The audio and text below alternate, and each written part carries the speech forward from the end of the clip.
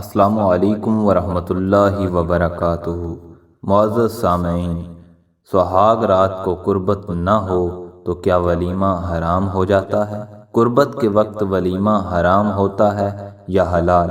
ہمارے معاشرے میں ایک فضول سی رسم اور سوال ہے کہ مباشرت کے بغیر جو ولیمہ ہے وہ حرام ہو جاتا ہے۔ ولیمہ جو ہے حلال نہیں ہوتا۔ شادی کے دن اکثر دوست احباب، رشتہ دار یا بہن بھائی یہ سوال کرتے ہیں کہ قربت سے ولیمہ حلال ہے یا حرام ہے، لیکن اسلامی نظریے کے حوالے سے اس کی کوئی شرعی دلیل نہیں ہے، کوئی اسلامی لوجک نہیں ہے، کیونکہ حدیث میں اس بات کو معیوب قرار دیا گیا ہے۔ نبی کریم صلی اللہ تعالیٰ علیہ وسلم کی حدیث ہے کہ اللہ پاک روز قیامت اس نوجوان پر بہن کی نگاہ نہیں ڈالے گا یا رحم نہیں کرے گا جو اپنی بیوی کے ساتھ سوئے اور بعد میں لوگوں کو بتائے جو کہ کمرے میں ہوئی تھی۔ یہاں مسئلہ یہ ہے کہ لوگ طرح طرح کے سوال کرتے ہیں کہ ولیمہ حرام ہے یا حلال، قربت ہوئی یا نہیں۔ قربت کا حلال یا حرام ہونے کا تعلق نہیں ہے۔ شریعت میں جو بات ہے وہ یہ ہے کہ خلوت ہونا ضروری ہے، اور صرف خلوت ثابت ہو۔ خلوت کیا چیز ہے؟ خلوت کسے کہتے ہیں؟ خلوت سے مراد سب میاں بیوی سے دور ہو جائیں، یعنی ایک الگ کمرے میں، یعنی لوگوں کی نظروں سے چھپ کر کچھ وقت گزاریں، آپس میں ایک دوسرے کے ساتھ وقت گزاریں۔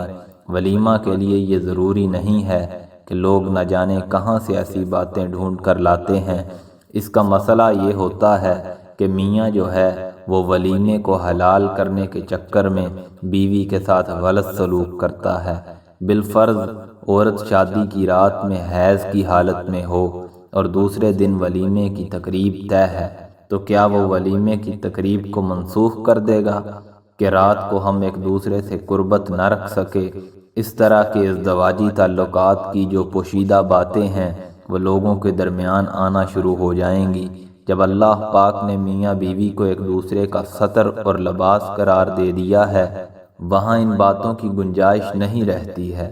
آپ خود بتائیں کہ عورت صرف شادی کی رات آپ کے پاس ہوگی، اس کے بعد اس نے دور چلے جانا ہے۔ بعض اوقات یہ ہوتا ہے کہ وہ شادی کی رات تیار نہیں ہوتی قربت کے لیے۔ ایسے معاملات بھی ہوتے ہیں۔ اس سے ولیمے کا جائز یا ناجائز یا حلال یا حرام سے کوئی تعلق نہیں ہے۔ اکثر یہ ہوتا ہے کہ دو لوگ ملتے ہیں، نئے لوگ ملتے ہیں، آپس میں بات کرتے ہیں، وہ قربت کی رات کو تیار نہیں ہو پاتے۔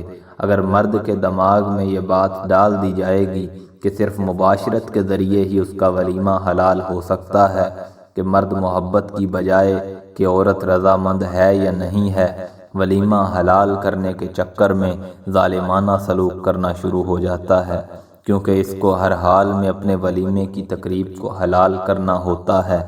یہ بہت خطرناک بات ہے کہ شادی کی رات، سہاگ کی رات ایک دوسرے کا اعتماد جیتنا ضروری ہوتا ہے، مباشرت بھی ضروری ہوتی ہے۔